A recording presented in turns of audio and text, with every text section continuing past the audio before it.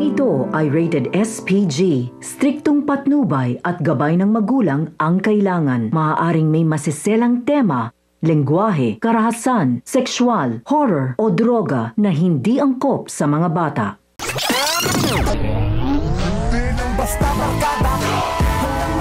Narito na naman po tayo para magbigay ng update sa pinakapaborito at nangungunang serye sa primetime, ang FPJ's Batang Quiapo.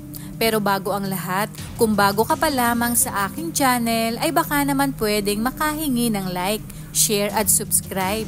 At pakiclick na rin ang notification bell para updated ka sa pinakahuling kaganapan ng seryeng ito.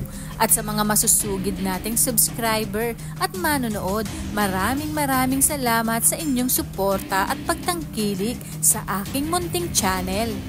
Dahil sa ginawang ito ni Ramon ay unti-unting lalambot si Marites at mapagtatanto nito na mas binibigyan siya ng importansya ni Ramon kaysa kay Rigor. Matapos ngang makiusap ni Marites na tulungan siya ni Ramon para mapalaya pansamantala si Santino ay hindi nga siya nagdalawang isip na magpadala ng pangpiyansa. Kaya naman labis-labis ang pasasalamat ni Marites dito.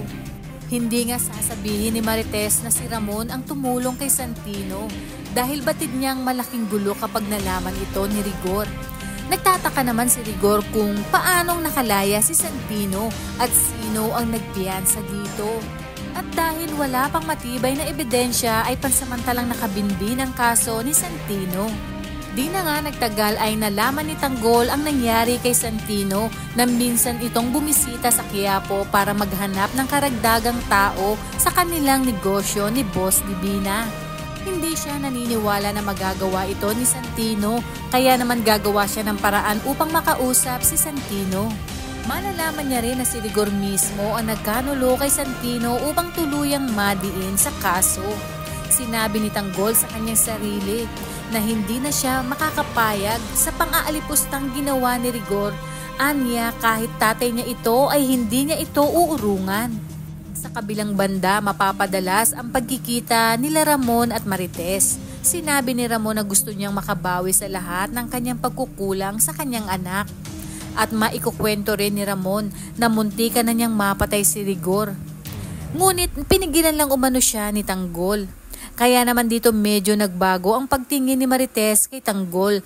Sa kabila ng pagpasakit at pagdurusa na dinanas ni Tanggol kay Rigor ay mas pinili pa rin itong mailigtas si Rigor. Ayon pa kay Ramon, hindi na siya makakapaghintay na dumating ang araw na mabuo sila nila Tanggol. Kaya naman kinabukasan umano ay magpapahanda siya ng dinner sa kanilang mansyon upang masupresa si Tanggol. Tiyak umanong matutuwa ang kanilang anak.